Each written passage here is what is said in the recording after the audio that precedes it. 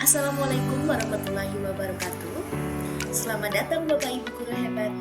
Perkenalkan, nama saya Moro Dewandari, calon guru penggerak Angkatan 11 Kota Pekalongan. Berikut adalah dokumentasi aksi nyata diseminasi budaya positif. Assalamualaikum warahmatullahi wabarakatuh.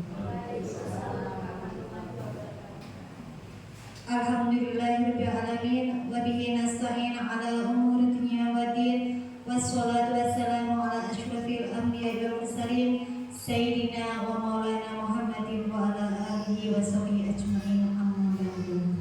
Yang terhormat Ibu Kepala Sekolah SDN Radenang 04, yang terhormat Ibu Woro selaku guru penggerak, kemudian Bapak Ibu Guru SDN Kradenan 04. Pertama-tama marilah kita panjatkan puji syukur kehadirat Allah Subhanahu wa taala yang telah melimpahkan rahmat dan karunia-Nya kepada kita semua sehingga pagi hari ini kita dapat berkumpul dalam acara diseminasi budaya positif. Tak lupa salawat serta salam kita haturkan kepada junjungan Nabi kita Nabi Muhammad SAW yang kita nanti-nantikan syafaatnya di yaumil akhir. Amin Allahumma amin. Untuk menyingkat waktu akan saya bacakan susunan acaranya. Yang pertama yaitu pembukaan, yang kedua menyanyikan lagu Indonesia Raya, yang ketiga yaitu sambutan Ibu Kepala Sekolah, yang keempat penyampaian materi, yang kelima penutup.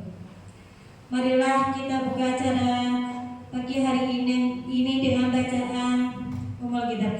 Ila haratin Nabi Mustafa Rasulullah sallallahu alaihi wasallam. Al-Fatihah.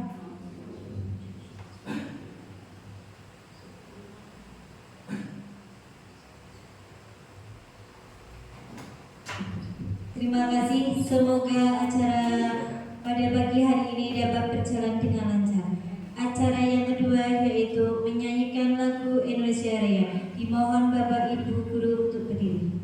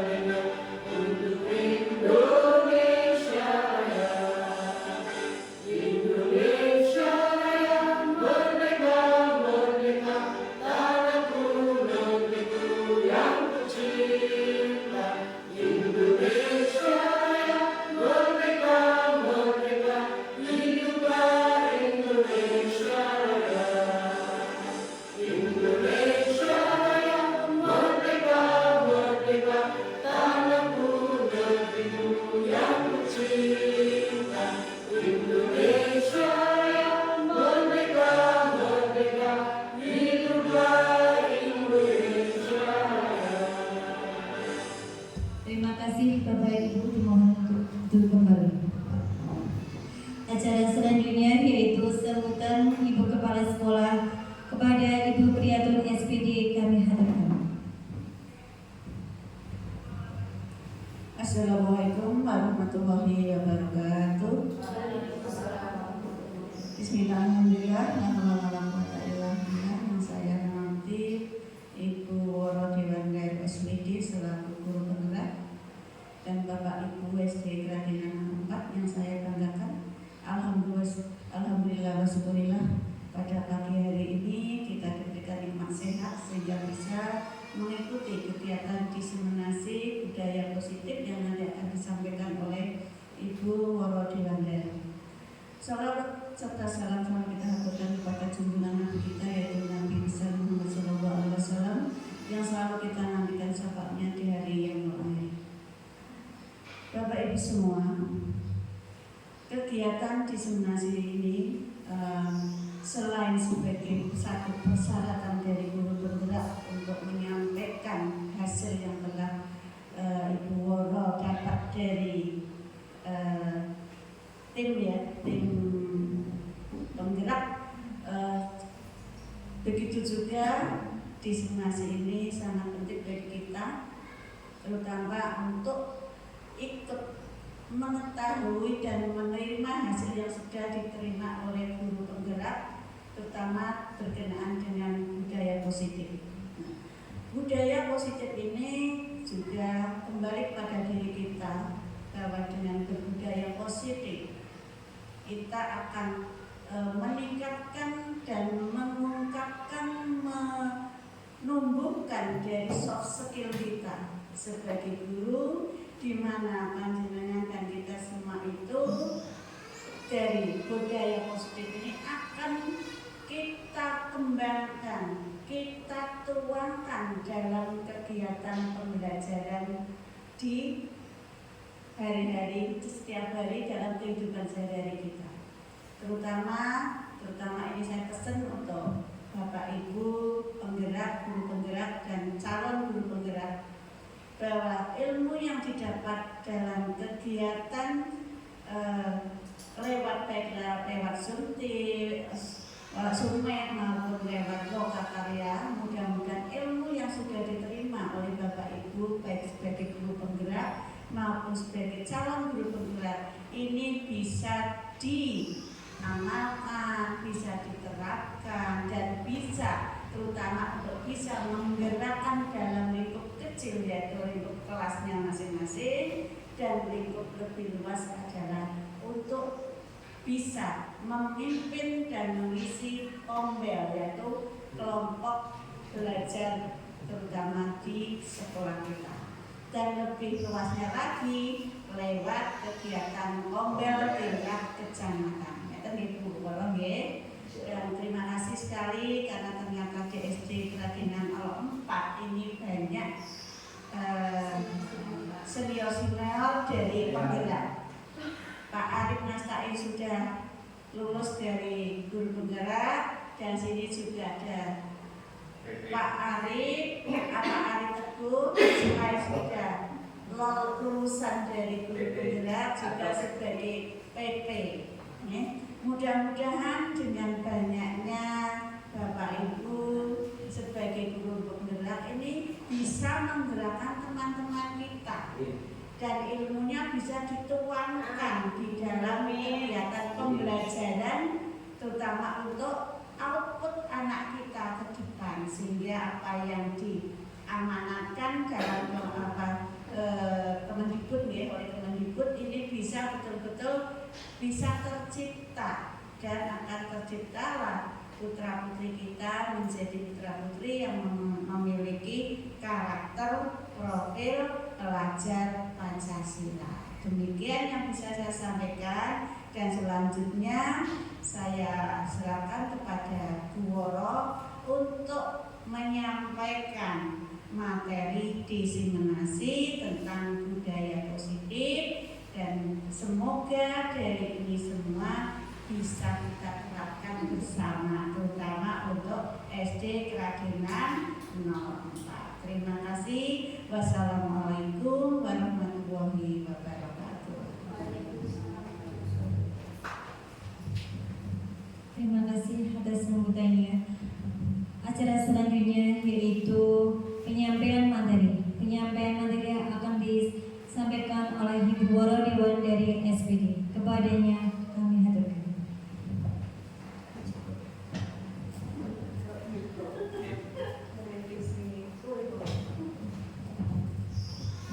Assalamualaikum warahmatullahi wabarakatuh.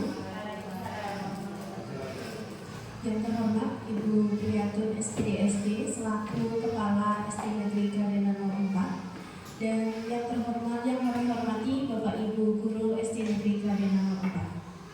Syukur Alhamdulillah pada pagi hari ini kita semua diberikan nikmat sehat dan kesempatan sehingga bisa berkumpul di SD Negeri Kradiana 04 pada hari ini, hari Rabu tanggal 14 Agustus 2024 dalam keadaan sehat walafiat tanpa halangan suatu apapun. Sholawat serta salam kita haturkan kepada junjungan Nabi Agung kita Nabi Muhammad SAW yang telah kita nantikan syafaatnya di yaumul qiyamah nanti. Amin amin ya rabbal alamin. Sebelum kita mengawali kegiatan pagi hari ini, sebelumnya saya mau mengucapkan terima kasih kepada Ibu Priyatun selaku kepala sekolah sudah memberikan kesempatan kepada saya untuk melakukan diseminasi budaya positif. Dan tak lupa terima kasih juga kepada seluruh Bapak Ibu sudah berkenan meluangkan waktunya untuk mengikuti kegiatan diseminasi budaya positif. Supaya kegiatan pada pagi hari ini dapat berjalan dengan lancar, mari kita membaca basmalah. Bismillahirrahmanirrahim. Pada kesempatan pagi hari ini, saya akan mengajak Bapak Ibu semua untuk belajar bersama tentang budaya positif ya Bapak Ibu. Sebelumnya untuk memperlancar kegiatan pada pagi hari ini, kita akan membuat kesepakatan bersama dalam pelaksanaan diseminasi ini. Ini beberapa kesepakatan, ada menghargai yang sedang berbicara, bersikap sopan, tepat waktu, berkenan menyampaikan pendapat. Dari 4 kesepakatan ini, bagaimana Bapak Ibu saya tawarkan, apakah ada yang perlu dirubah, ditambah atau mungkin dihilangkan? Atau sudah cukup? Cukup Pak Ari, ada yang menambahkan? Sudah cukup. Berarti langsung saja kita mulai. Seorang guru yang baik itu harus memiliki kemampuan dalam mewujudkan budaya positif di sekolahnya Bapak Ibu. Budaya positif tersebut dapat dijalankan dengan menerapkan beberapa konsep inti. Mungkin dari Pak Arif Nastain dan juga Pak Teguh Arif sudah sangat hafal ya Pak mengenai beberapa konsep ini. Yang pertama ada disiplin positif, yang kedua motivasi perilaku manusia, yang ketiga keyakinan sekolah atau keyakinan kelas, yang keempat kebutuhan dasar manusia, yang kelima posisi kontrol restitusi, dan yang keenam segitiga restitusi. Pada pagi hari ini kita akan belajar bersama 6 konsep inti ini. Yang pertama disiplin positif. Kira-kira menurut Bapak Ibu dari kalimat disiplin positif itu maknanya apa ya Bapak Ibu? Disiplin positif berarti apa kira-kira? Iya. Gimana Bapak Ibu? Pak Teguh Ari mungkin mau menyampaikan Pak. Disiplin positif itu maknanya apa Pak? Saya dulu.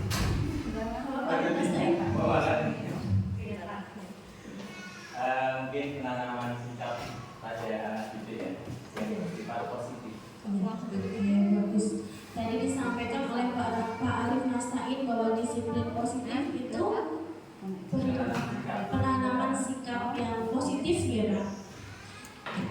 Betul sekali bahwa disiplin positif itu merupakan suatu cara penerapan disiplin yang mengajarkan anak untuk bertanggung jawab dan juga menumbuhkan kesadaran diri berdasarkan nilai-nilai kebajikan. Jadi harapannya dengan adanya disiplin positif ini, anak-anak mempunyai kesadaran bahwa saya melakukan suatu perilaku yang baik itu atas kesadaran diri saya, bukan suatu paksaan atau karena ada hukuman, ya Bapak Ibu.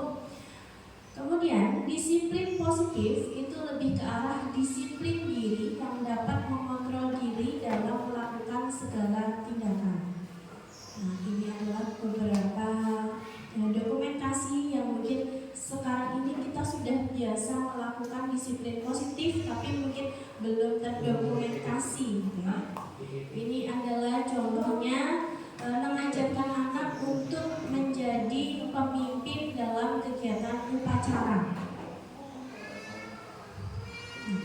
Disiplin Disiplin positif adalah disiplin diri yang dapat membuat murid memahami dan menyadari berdasarkan motivasi internal. Internal itu berarti dari dalam diri seseorang, ya, bukan akibat paksaan, ujian, ataupun hukuman. Seperti tadi disampaikan di awal, bahwa harapannya anak itu melakukan suatu perilaku positif atas keinginannya mereka, bukan karena paksaan dari orang lain atau ingin mendapat pujian atau mendapat hukuman.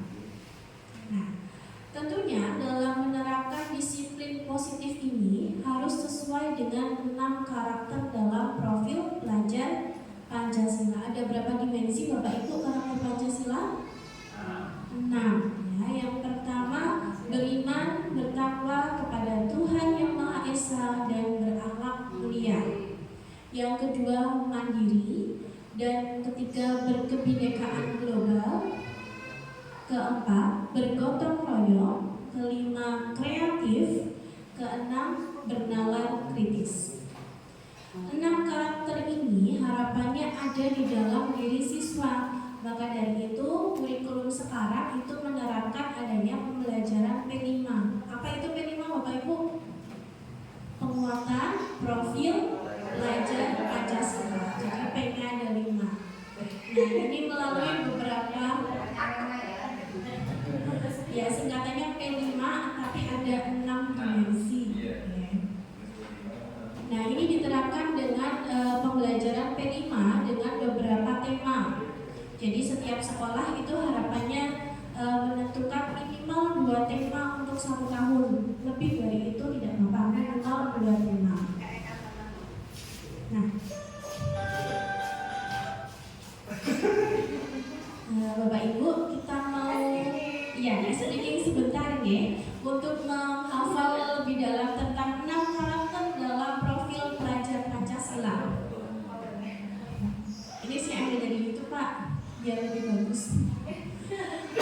Bapak Ibu, kita berdiri sebentar untuk melakukan gerakan sesuai video ini ya.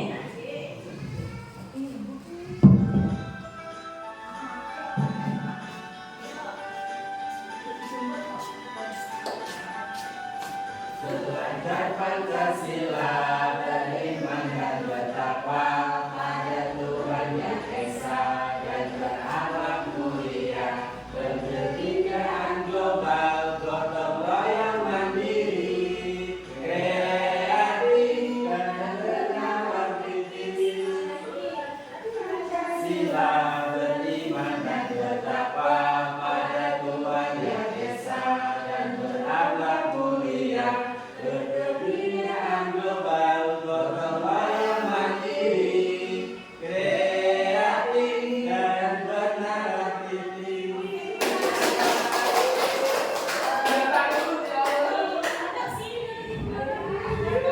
Sudah ya Bapak Ibu. Nah, itu lagu atau gerakan itu juga bisa kita masukkan dalam proses pembelajaran supaya anak tahu, oh ternyata P5 itu tentang profil pelajar Pancasila, ada gerakannya. Jadi mungkin anak-anak akan lebih mudah untuk menghafal. Kita sebagai seorang dewasa juga mungkin dengan lagu ini lebih terngiang-ngiang ya Bapak Ibu. Nanti sampai rumah bisa latihan sendiri. Nah, berikutnya motivasi perilaku manusia. Manusia itu melakukan segala perilakunya pasti ada motivasinya, ada keinginannya atau hal-hal yang mendorong mereka melakukan perilaku tersebut. Ada 3 motivasi perilaku manusia. Yang pertama, manusia melakukan suatu perilaku untuk menghindari ketidaknyamanan atau hukuman. Maksudnya bagaimana Bapak Ibu? Manusia melakukan sesuatu untuk menghindari ketidaknyamanan atau hukuman. Supaya tidak dihukum, aman, supaya posisinya aman. Iya, Aman, aman. benar. Kalau di kelas bagaimana Bapak Ibu contohnya untuk anak-anak kita di kelas? Iya, betul Bu Ina. Jadi anak-anak itu kadang kalau sudah dengar, nanti kalau tidak mengerjakan PR nanti kena hukuman atau kena denda ya Bu Bos. Nah, itu juga menjadi suatu motivasi seseorang untuk melakukan suatu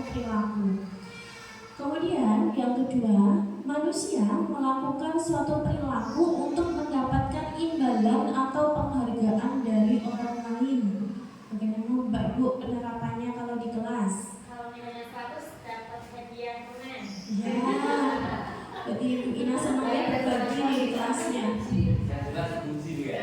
Kalau dapat hadiah itu anak-anak bangga. Bapak ibu guru aja kalau dipuji bangga kok. Iya. Nah, biasanya dengan pujian, imbalan tadi Bu Ina memberikan permen ke anak-anak yang dapat nilai 100, yaitu mendorong seseorang atau siswa kita melakukan suatu perilaku yang mungkin menurut mereka aku harus melakukan sesuatu nih biar aku bisa dipuji. Atau biasanya anak-anak di kelas itu, aku hari ini mau berangkatnya nggak terlambat biar nanti dipuji sama bu guru.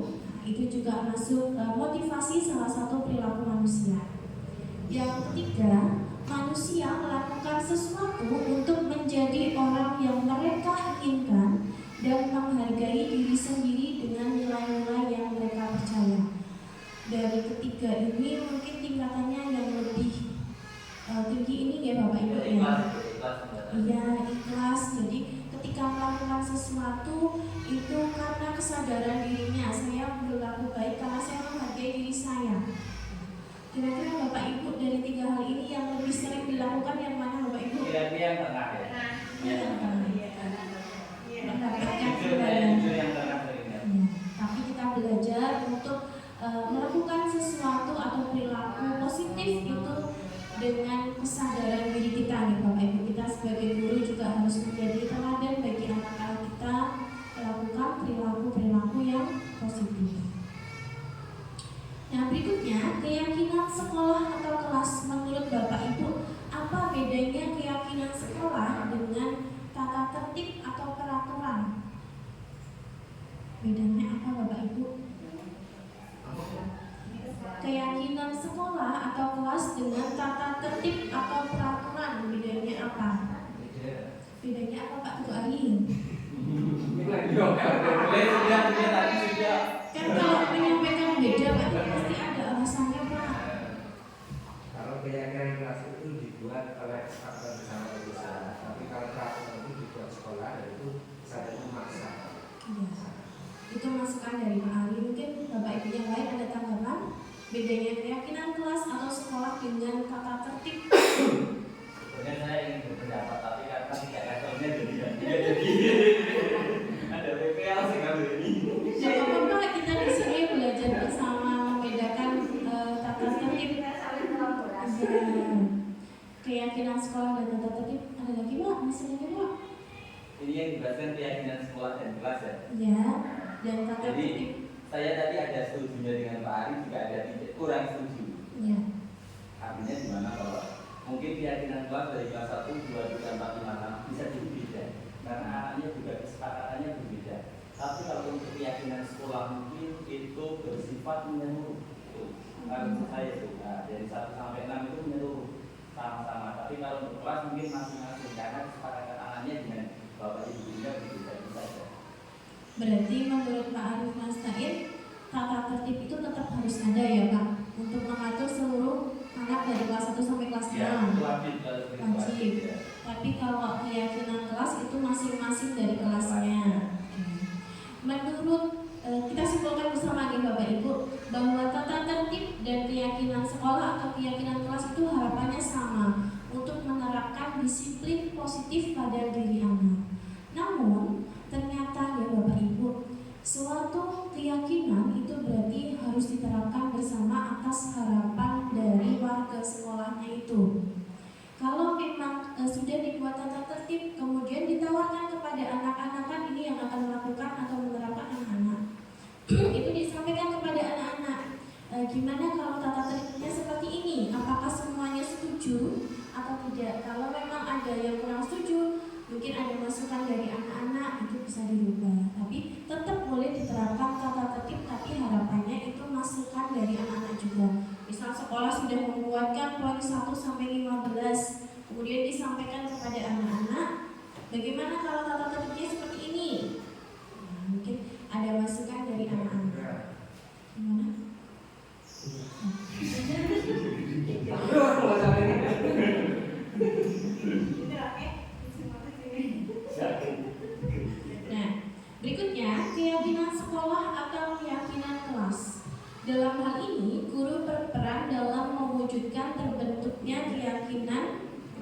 sekolah atau kelas dengan adanya kesepakatan antara murid dan guru.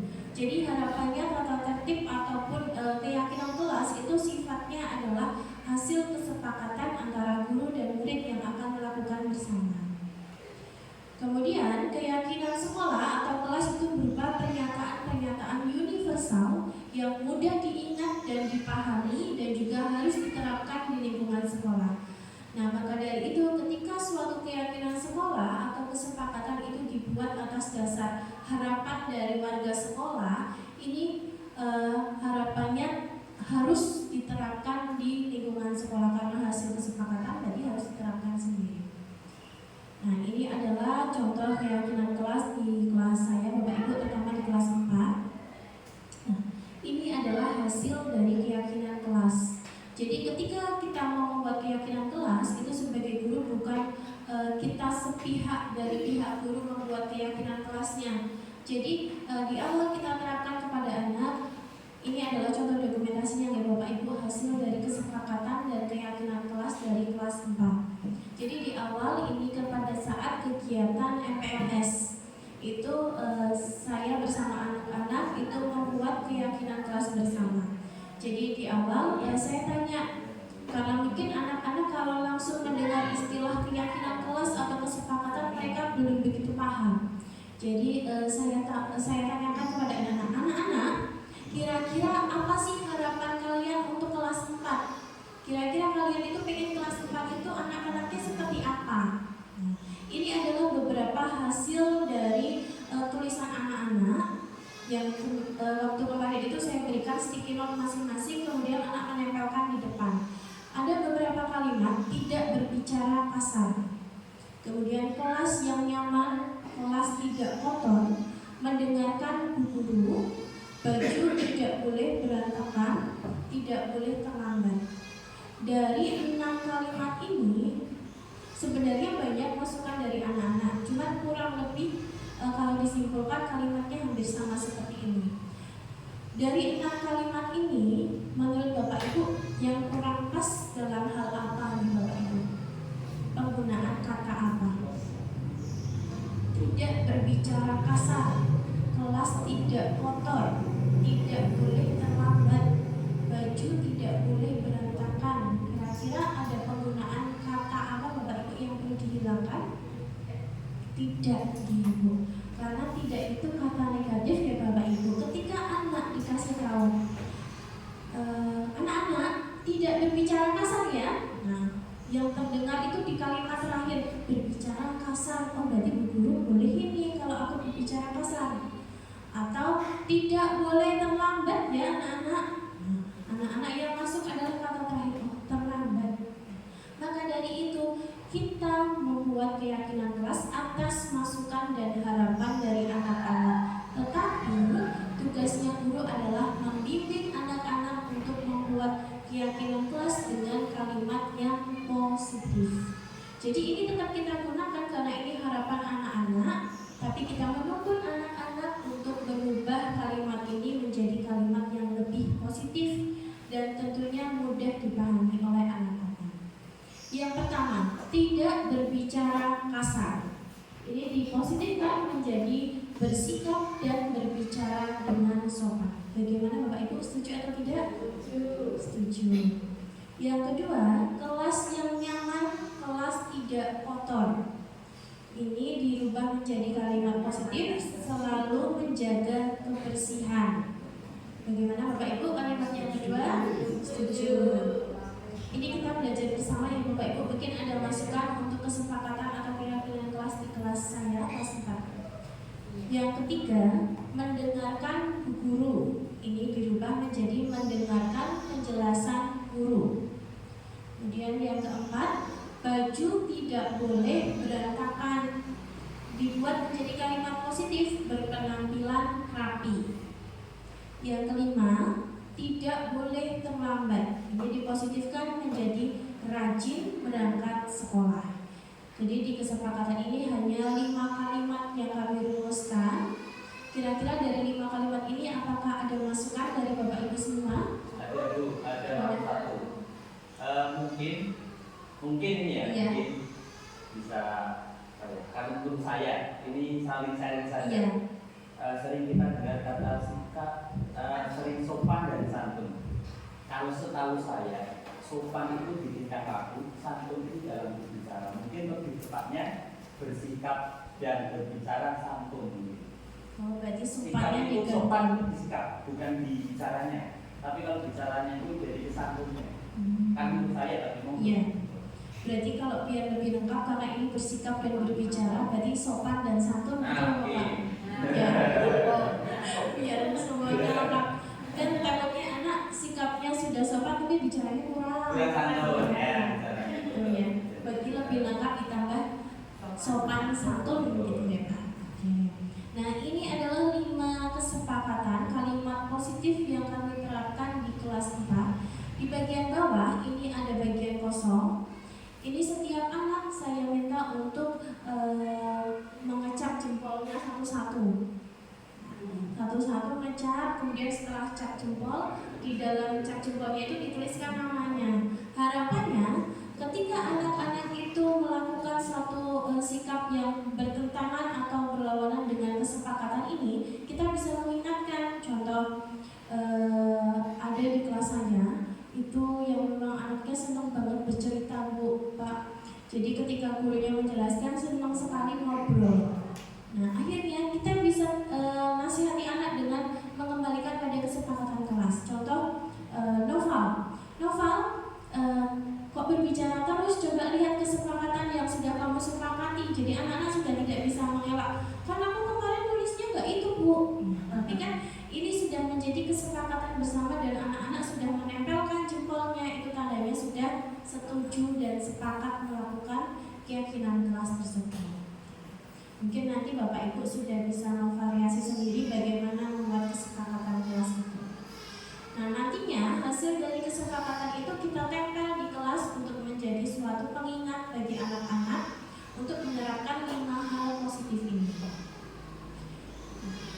Keyakinan kelas itu didasari pada kebutuhan dasar manusia.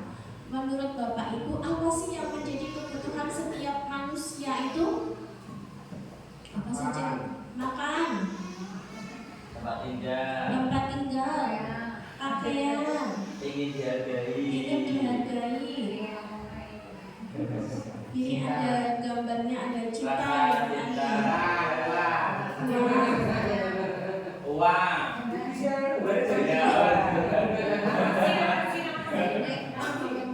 Nomor 1 cinta. Nomor 1 cinta. Belanja uang nggak masalah.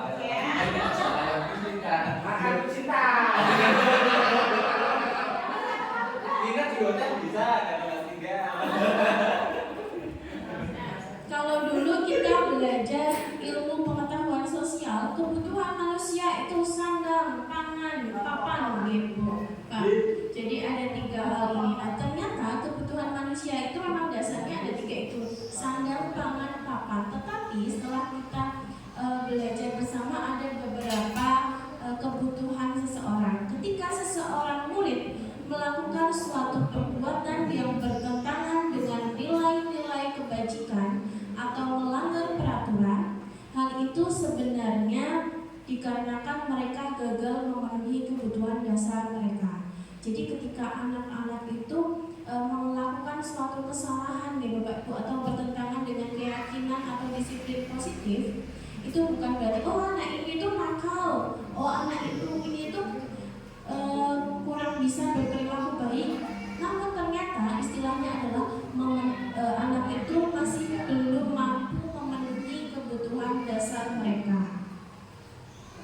Nah, kebutuhan dasar manusia itu bertahan hidup. Bertahan hidup itu berarti kita butuh apa saja Bapak Ibu? Tadi butuh uang, makan. Butuh uang, butuh sandang, pangan, papan gitu Bu. Karena 3 hal itu tentunya yang mempengaruhi. Tanpa cinta mati. Oh iya. Jadi kita tidak mungkin bisa bertahan hidup tanpa tempat tinggal, tidak mungkin bisa bertahan hidup tanpa pakaian, atau tidak mungkin bisa bertahan hidup tanpa makanan.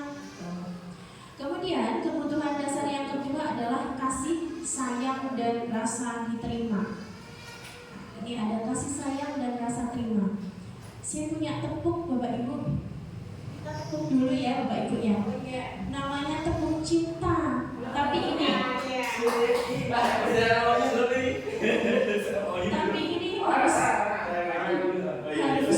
berpasangan ya Bapak Ibu.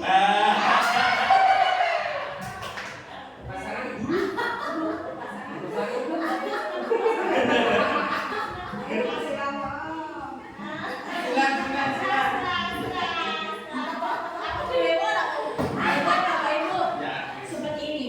Tepuk cinta. Love kecil, love sedang, love besar, love cinta.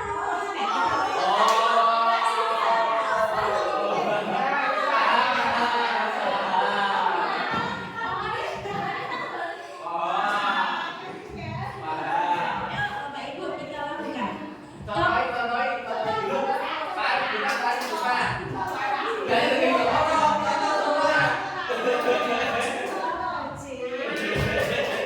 sedang, love cinta.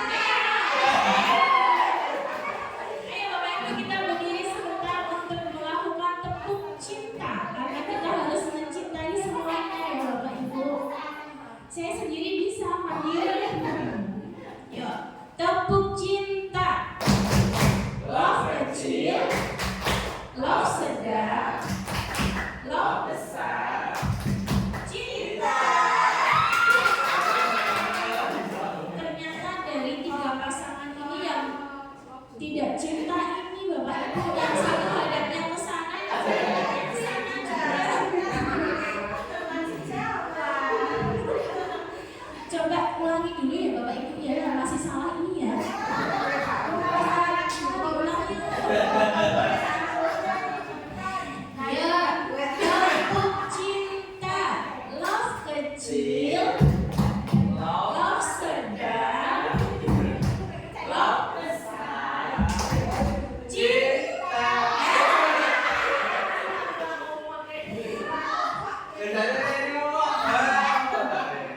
Sudah ya Bapak Ibu. Nah, ternyata kebutuhan dasar manusia itu salah satunya adalah kasih sayang dan rasa diterima. Salah satunya adalah tadi kasih sayang itu cinta. Kita sangat perlu dalam kehidupan sehari-hari kita itu cinta atau kasih sayang dari orang lain, dan juga rasa diterima dari orang-orang yang ada di sekitar kita. Yang ketiga, kebutuhan dasarnya adalah penguasaan. Yang keempat, kebebasan dan kesenangan. Kebutuhan dasar manusia ini disebut dengan istilah nilai-nilai kebajikan. Jadi ini yang harusnya ada di dalam setiap manusia. Ini ada suatu cerita. Ibu Siti itu guru wali kelas 3. Harusnya pindah ya. Pak Adib. Pak Adib, kita ke Pak Adib aja ya. Pak Adib, guru wali kelas 3 sedang bingung menghadapi ulang salah satu murid di kelasnya bernama Tommy. Beberapa anak telah mengeluhkan Tommy yang sering kali meminta bekal makan siang mereka dengan paksa. Lapor dari jadi makan siang. Ini masih pagi ya Bapak Ibu. Jadi ini di kelasnya Bu Siti itu ada salah satu anak bernama Tommy, yaitu sering sekali minta bekal makan siang temannya dengan paksa. Ada 2 pertanyaan. Yang pertama, jika Bapak Ibu dihadapkan pada situasi seperti Ibu Siti, apa yang akan Bapak Ibu lakukan? Bagaimana Bapak Ibu ketika dihadapkan bertemu dengan Tommy yang senangnya minta bekal temannya dengan paksa? Ibu terus Tommy-nya dipanggil terus ditanya.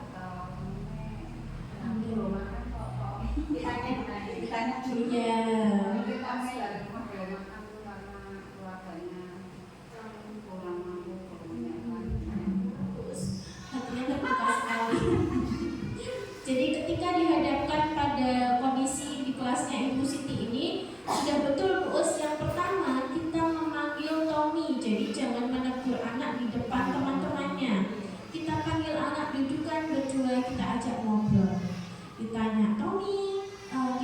verifikasi ya, Tommy, apakah betul tadi kamu meminta makan siang temennya dengan paksa?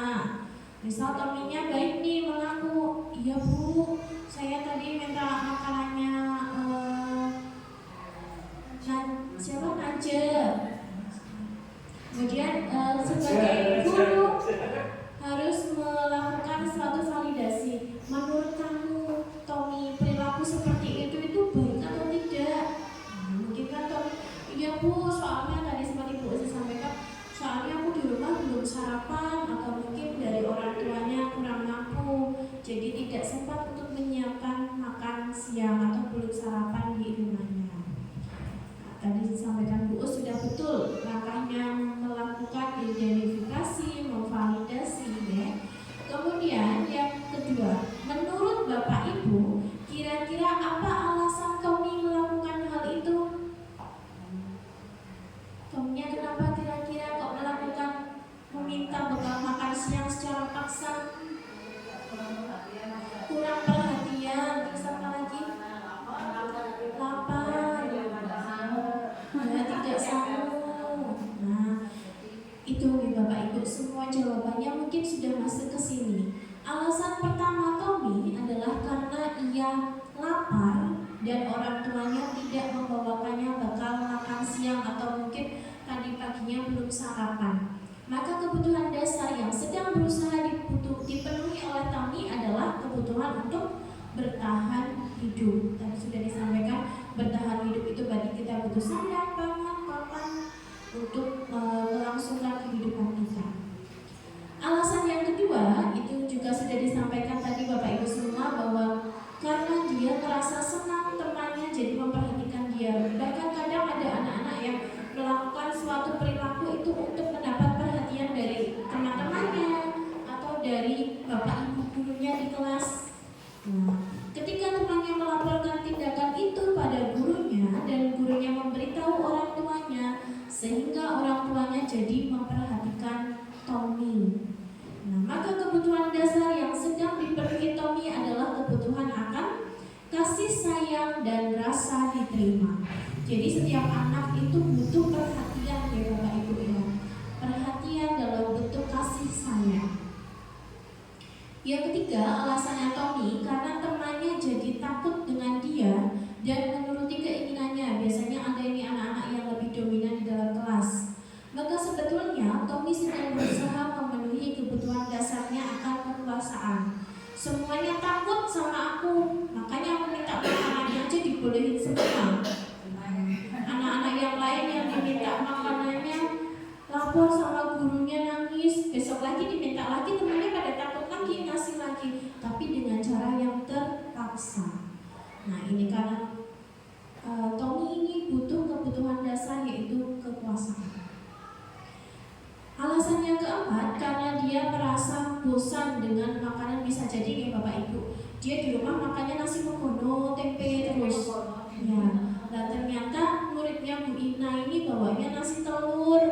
Nah, dia akhirnya kepengen. Nah, dia merasa bosan bekal makanan yang dibawakan ibunya dari rumah, karena ibunya selalu membawakan bekal yang sama. Oleh karena itu, dia ingin mencoba makanan temannya yang beraneka ragam. Maka Tommy sedang berusaha memenuhi kebutuhannya akan kebebasan. Ini adalah contoh bahwa anak itu melakukan sesuatu hal pasti ada alasannya, dan ini disesuaikan dengan kebutuhannya masing-masing. Alasan yang kelima, karena ia melakukannya karena iseng saja dan ia menikmati ekspresi wajah teman-temannya yang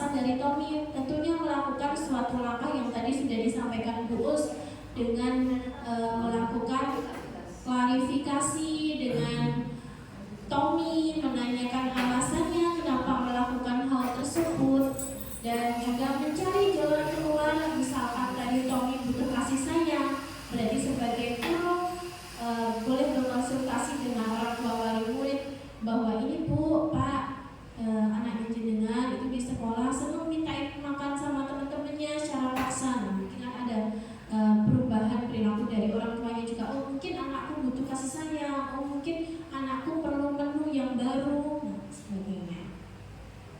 Nah, tentunya dalam melakukan berbagai kasus, guru pastikan di kelas dihadapkan pada beberapa kasus, ya. Apalagi karakteristik anak itu yang berbeda-beda, unik. Kita harus menerapkan posisi kontrol restitusi. 5 posisi kontrol restitusi, yaitu guru sebagai penghukum, guru sebagai pembuat merasa bersalah, guru sebagai teman, guru sebagai pemantau, dan yang kelima, guru sebagai manajer. Menurut Bapak Ibu, 5 posisi ini yang lebih tepat kita terapkan yang mana, Bapak Ibu? Mungkin yang sebagai teman atau Sebagai teman, mungkin ada lagi? Atau kita bahas dari satu, ya? Guru sebagai penghukum. Kira-kira Bapak Ibu setuju atau tidak guru itu sebagai penghukum?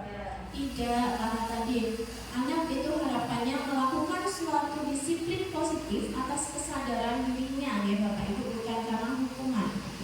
Guru sebagai pembuat merasa bersalah, bagaimana Bapak Ibu, perlu atau tidak? Tidak. Guru sebagai teman.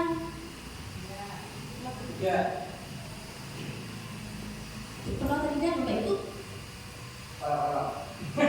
Mungkin ini 5 posisi ini tergantung kasusnya, ya. Bisa kita menempatkan posisi kita sebagai apa, tapi kalau bisa jangan di posisi 1, ya Bapak Ibu, guru sebagai penghukum. Karena harapannya guru itu tugasnya adalah menuntun anak-anak untuk menjadi diri yang lebih baik. Ibarat katanya filosofi Ki Hajar Dewantara, ya Bapak Ibu. Mungkin Pak Ali dan Pak Arifin Said sudah cukup sudah sangat melekat, ya. Mungkin sudah diterapkan dalam pembelajarannya di kelas bahwa setiap anak itu unik dan berbeda. Ibarat anak itu seperti bibit tanaman, guru itu seperti petani. Tugasnya guru karena petani itu hanya merawat bibit itu biar tumbuh. Bisa atau tidak Bapak Ibu, guru itu merubah bibit kacang hijau mau dirubah menjadi bibit cabai?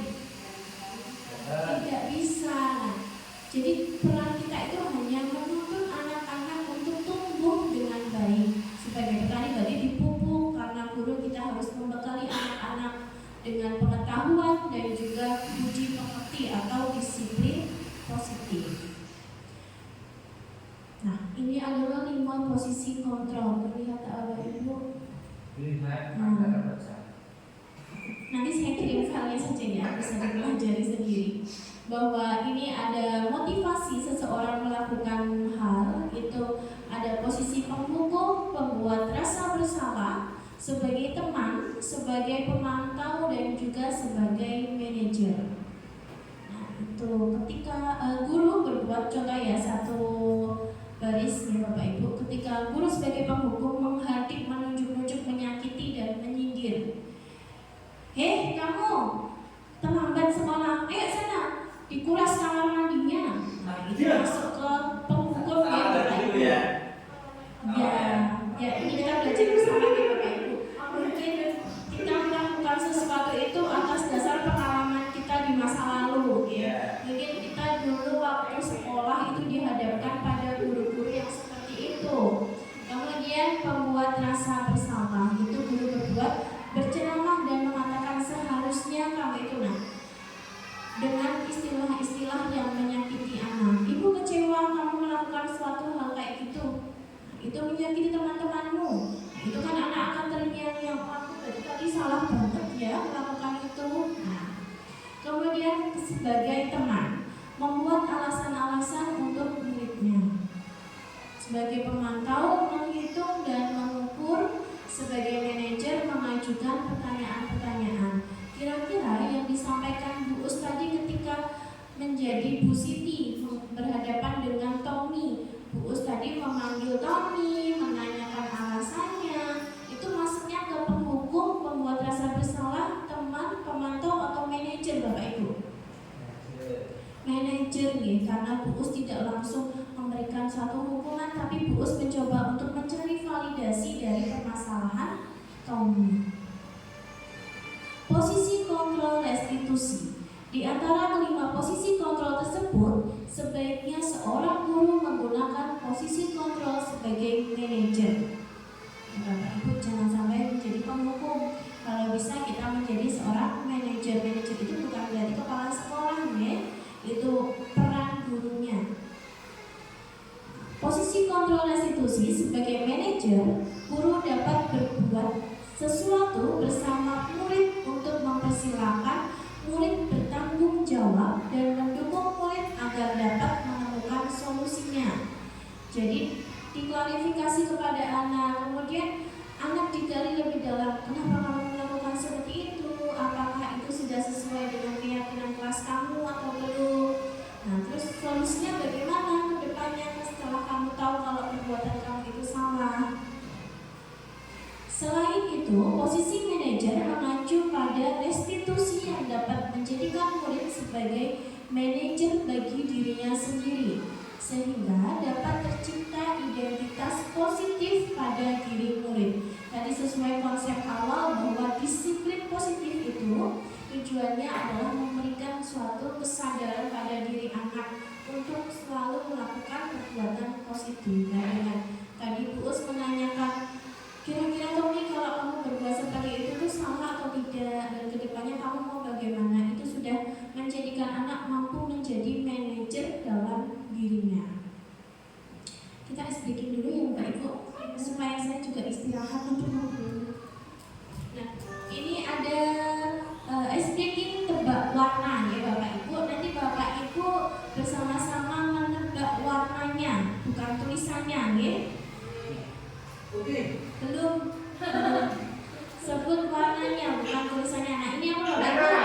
Merah, jangan hijau ya warnanya. Ayo siap. Ayo tes.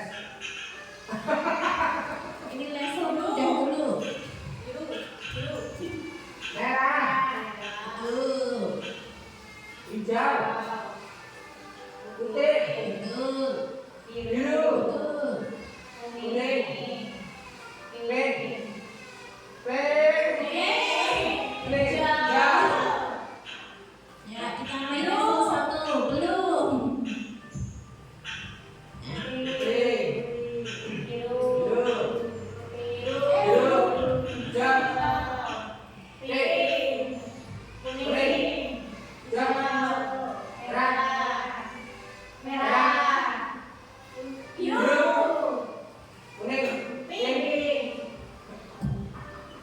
Ini level yang paling tinggi.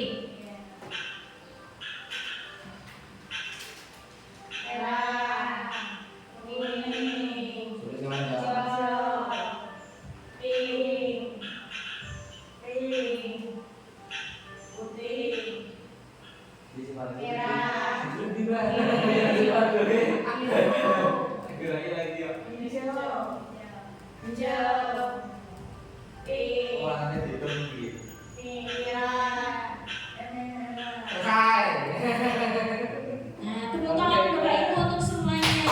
Nah, mungkin ice breaking seperti ini kita bisa masukkan dalam proses pembelajaran ya Bapak Ibu. Biasanya untuk jam-jam siang, kadang anak-anaknya sudah mulai capek, ngantuk, lapar. Berikutnya kita akan tahu apa itu segitiga restitusi. Ternyata segitiga restitusi itu sangatlah diperlukan untuk menyelesaikan kasus, terutama sebagai guru kelas ya Bapak Ibu yang lebih sering bertemu dengan anak-anak. Banyak sekali permasalahan-permasalahan yang kita hadapi. Namun sebenarnya permasalahan-permasalahan itu pasti dihadapi oleh setiap guru.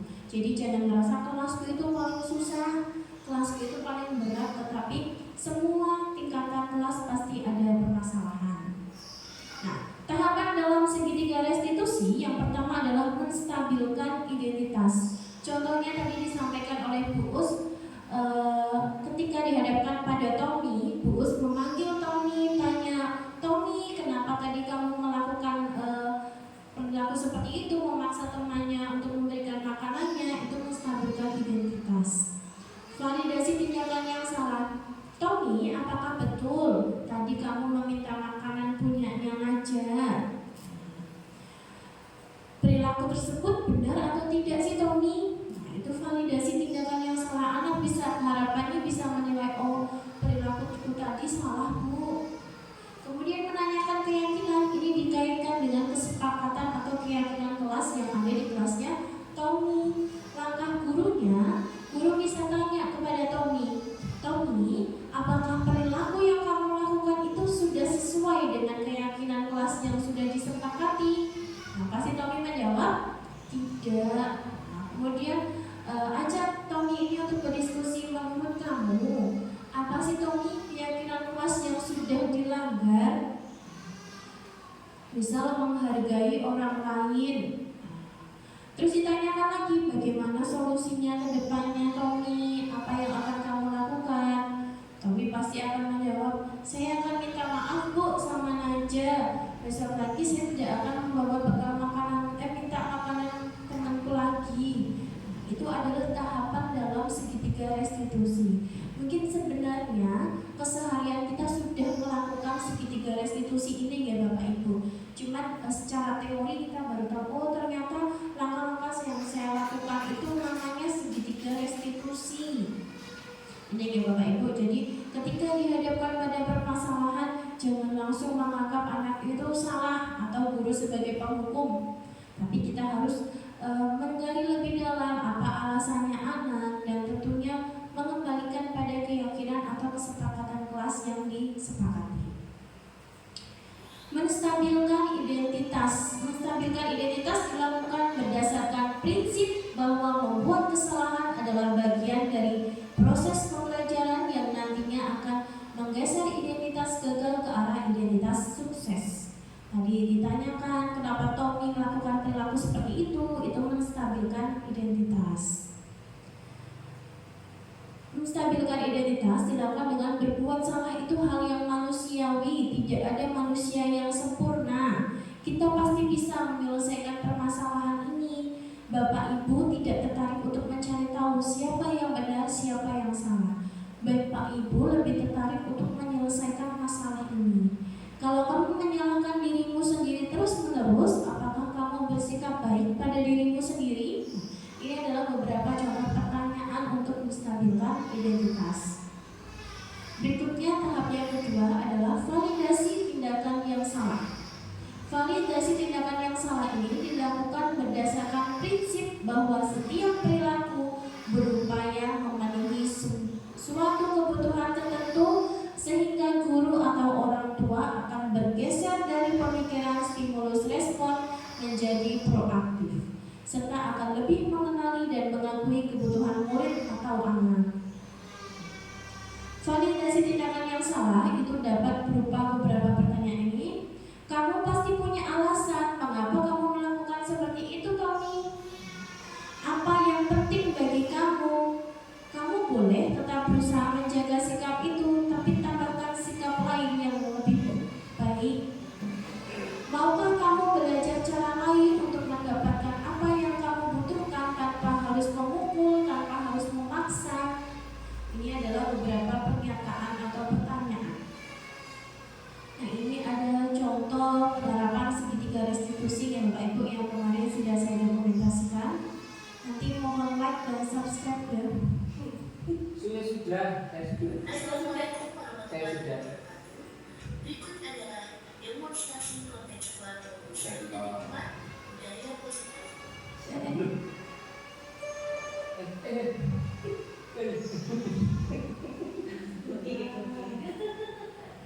Tenang aja, Pak Arif tadi salah terus gitu. Terima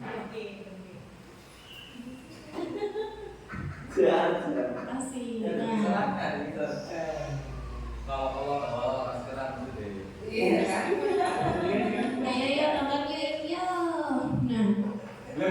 Ini ada kasus yang pertama. Ini hanya itu ya Bapak Ibu, hanya apa?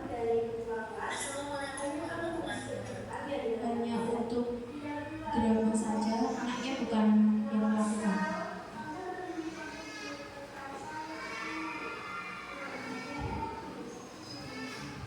Nah, mungkin untuk lebih jelasnya nanti Bapak Ibu bisa menonton ya di channel YouTube saya.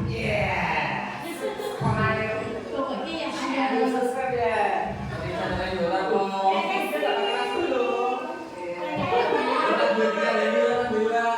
yang ada seperti apa Pak fotonya? Nah, pasti video saya. Apa? Oh nggak ada, itu khusus untuk olahraga. Kita SBG lagi aja ya Bapak Ibu ya. Kalau joget itu Bapak Ibu.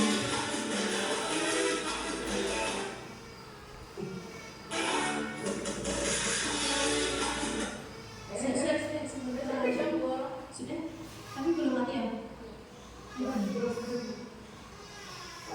Jadi biar tak sakit.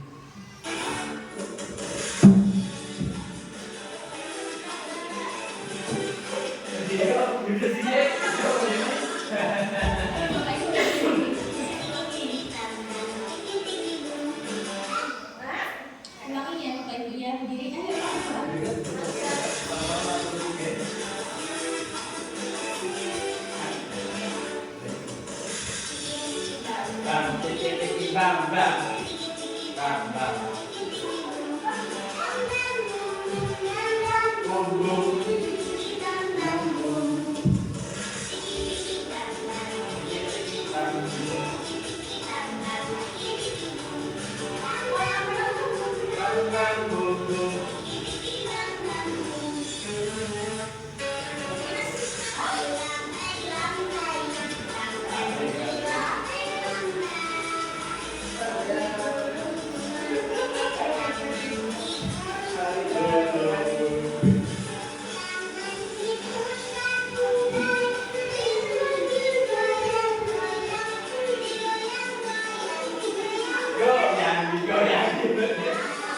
Terima kasih Bapak Ibu, bisa duduk kembali.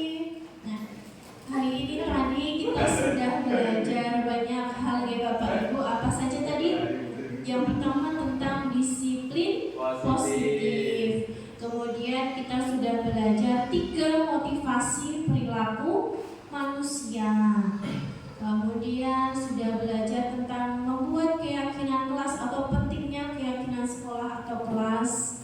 Kemudian apa saja jenis kebutuhan manusia, kebutuhan dasar manusia, 5 posisi kontrol restitusi dan segitiga restitusi. Ini adalah topik pembahasan kita di diseminasi hari ini. Bagaimana Bapak Ibu, ada yang mau ditanyakan? Atau sudah cukup? Sudah cukup, oke. Kalau sudah cukup, sekarang saya mau minta umpan balik dari Bapak Ibu nih. Hasil refleksinya Bapak Ibu bagaimana? Mulai dari perasaan dan juga hal baru apa yang Bapak Ibu peroleh dari kegiatan hari ini. Saya minta tolong Bapak Ibu untuk menuliskan di sini ya. Nanti bisa ditempel di sini. Saya kira ada di sini. Jangan nanti saya ambilnya susah. Oh, betul.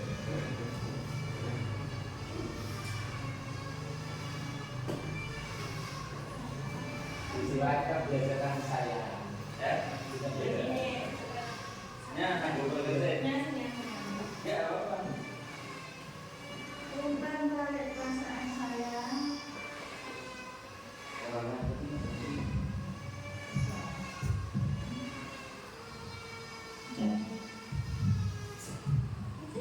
Bisa dituliskan Bapak Ibu, bagaimana perasaan Bapak Ibu hari ini, bagaimana hal-hal baru yang Bapak Ibu peroleh, dan apa yang akan Bapak Ibu terapkan, mungkin bisa disampaikan di lembar kecil itu.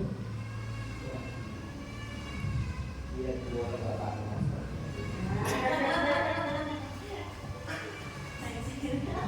Ya.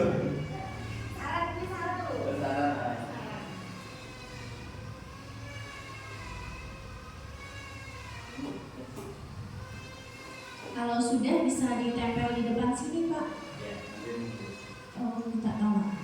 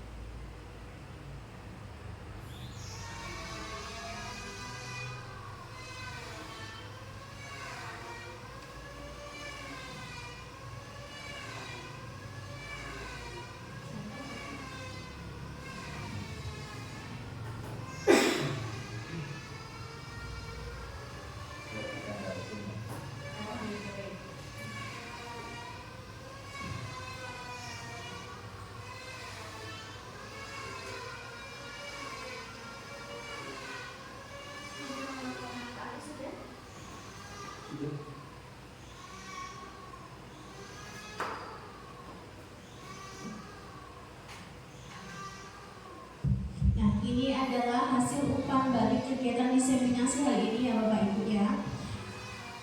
Perasaannya senang, hal baru yang diperoleh adalah segitiga restitusi. Hal yang akan diterapkan adalah budaya positif. Kemudian ada lagi perasaan saya sangat senang dan berterima kasih dengan ilmu yang sangat bermanfaat. Semoga dapat menjadi inspirasi bagi kita terutama dalam membuat kesepakatan. Perasaannya senang mendapatkan ilmu baru dan menerapkan disiplin positif di kelas masing-masing. Terus ada lagi perasaannya senang. Peristiwanya adalah belajar membuat keyakinan kelas dan penerapannya akan diterapkan dalam pembelajaran. Nah, alhamdulillah dari umpan balik Bapak Ibu ini, alhamdulillah semuanya perasaan senang ya Bapak Ibu, tidak merasa tertekan ya Bapak Ibu. Nah, terus juga banyak hal-hal baru yang kita peroleh dalam kegiatan ini dan keseluruhan harapan dari Bapak Ibu nantinya akan menerapkan budaya positif dan keyakinan kelas. Demikian kegiatan diseminasi disiplin positif dari saya. Semoga kegiatan ini dapat memberikan manfaat bagi Bapak Ibu semua. Dan saya selaku penyampai materi mohon maaf. Wassalamualaikum warahmatullahi wabarakatuh. Saya kembalikan kepada moderator.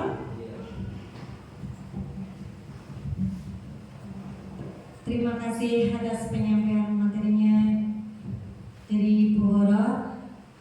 Dari itu kita dapat mengambil ilmu dari penyampaian materi yang disampaikan Bu Horo. Semoga kita kedepannya bisa menerapkan di kelas masing-masing. Acara selanjutnya yaitu penutup. Marilah kita tutup dengan bacaan hamdalah. Alhamdulillahirabbil alamin. Terima kasih. Saya akhiri. Wassalamualaikum warahmatullahi wabarakatuh. Demikian video dokumentasi aksi nyata diseminasi budaya positif. Terima kasih telah menyaksikan. Wassalamualaikum warahmatullahi wabarakatuh.